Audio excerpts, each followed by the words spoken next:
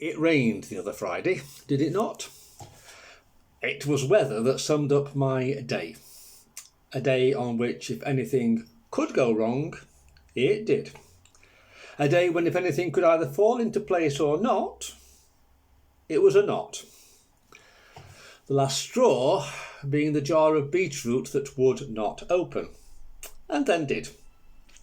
All over me. Enough is enough, I said, or words to that effect.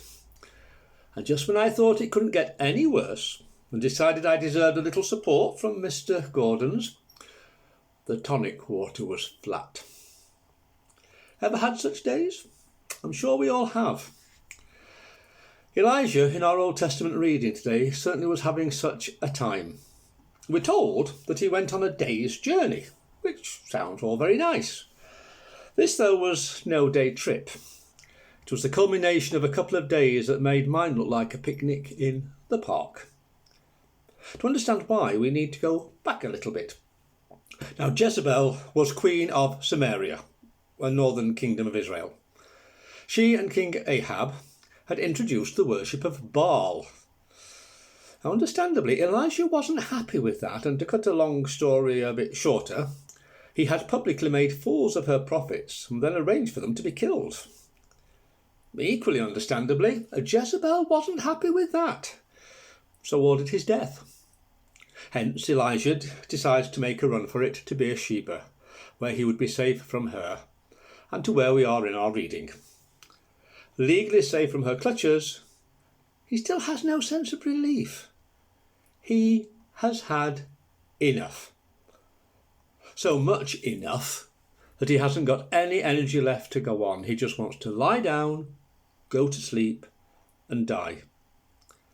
Now, I don't know about you, but I can understand just how he feels. We might all have bad days, but this is on an altogether different level, isn't it? There are times when life becomes just too much. We begin to wonder what else it can throw at us, only to find out exactly what it can. And as Elijah knew all too well, such times can be a very lonely and bleak place. He was in the wilderness in many ways. We can be in our own wilderness, can't we? The only shelter and bit of comfort he could find was a solitary broom bush. Says it all, really. The old saying about a crumb of comfort becomes all too real.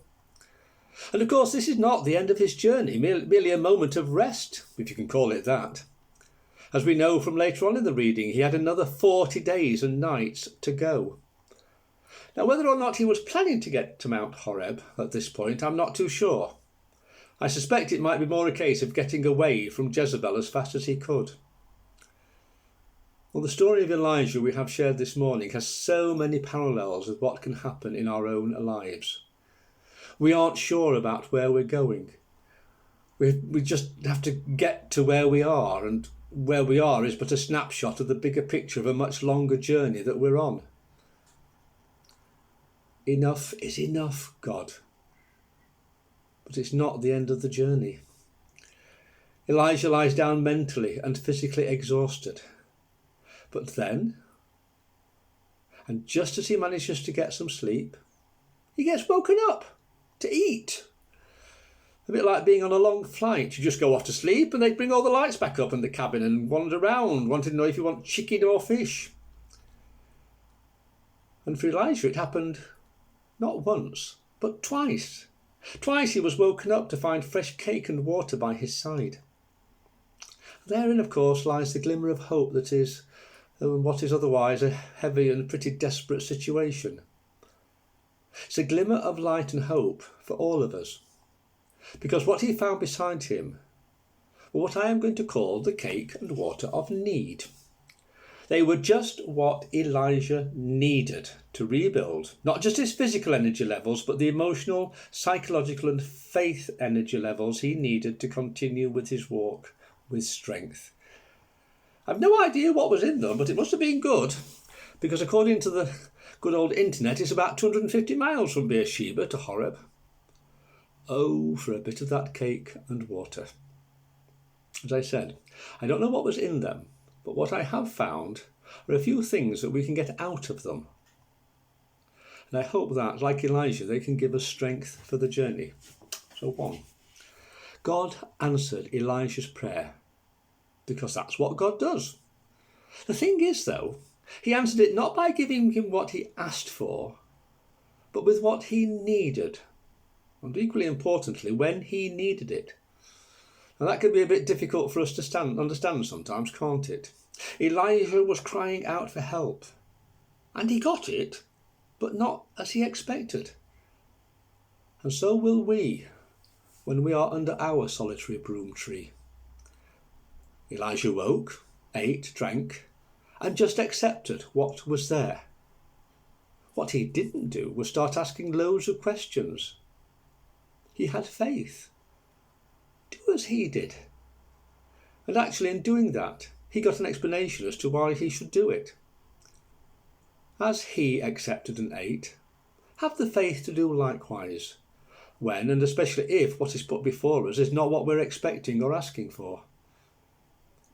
God works in many ways. He knows what we need and what we need feeding on, and he knows when we need it. A question now. Does Mr. Kipling still make angel cake? Do you know the cake I mean? The 3 layers of sponge in a slab with the middle one always being pink. I ask because Elijah got his little bit of angel cake. His, though, was a cake from an angel. So to another question, well, 2 actually. How many times has an angel brought you what you needed when you needed it? And when they did you see them as an angel? How many times do we say, "Oh, you are an angel," without really actually realising what they might well be? Perhaps we should look more carefully at times and remember to say thank you to God for sending them. So God heard Elijah's prayer and gave him the answer he needed and fed him. In doing so, he gave both the physical and inner strength he needed to continue with the journey he had to make. Note that he wasn't told that the journey was going to end. Sometimes the journey has to go on like his did, and it will be a long journey. But now it's a journey we can make with God's energy and strength. All we have to do is wake up and eat. God heard Elijah, and he hears us when we cry out as he did. Take heart from that and from knowing that he understands when we are so low that we wonder if we can carry on. He understands the loneliness of it all, and he knows what we really mean in what we ask for, as well as understanding what we need. He knows when we are hungry in our hearts and souls. And so he goes on feeding us, not with cake and water, but with the bread of life.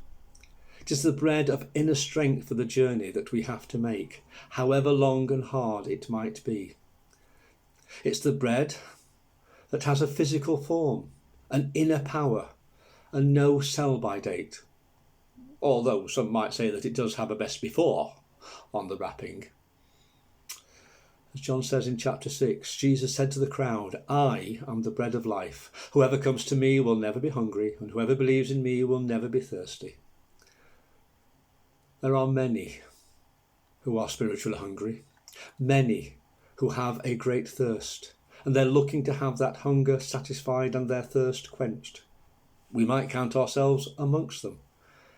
It might be because we have run out of energy with life, because the life we know has fallen apart, and those things that are our rock, our foundations, have been taken away from us. It might be because we have an emptiness within us. And people have sought to fill that emptiness in many ways. They still do, and they go on doing so. And it's good that we do. The problem is, though, many of those ways are either like a lot of fads and such like that just don't work, or we fill ourselves up with the unhealthy. They look good and they might taste good, and indeed they might give us a quick fix, as it were, and I can understand why people are drawn to them. I remember being on a course where we were asked which we would have if we needed to cheer ourselves up, a bowl of fruit or a cake. Well, cake, of course. Unfortunately, the cake of the world that we know and can all too often feast on, unlike the cake Elijah had, doesn't do us any good in the long run, even though we might enjoy it at the time. We need something else. We need bread. Unfortunately, bread can seem a bit uninteresting against cake. It's only bread, though, that can satisfy the longing of the soul that is leaving us tired and empty. And there is only one bread that can do that. The bread of life. The bread that is life. Jesus. He is the only way in which and through which our hunger and thirst can be truly satisfied, no matter what their causes might be. He and he alone is, like the old Heineken advert used to say, the one bread that can reach those parts which other breads cannot reach. He is the bread, not just of this life, but of life beyond. As it says at the end of the Gospel reading, whoever eats of this bread will live forever, because within him and through him are all we need for life today, tomorrow and forever. However long or short the journey of life might be, however easy or tough the going might be, and whether it be the warmth of the sun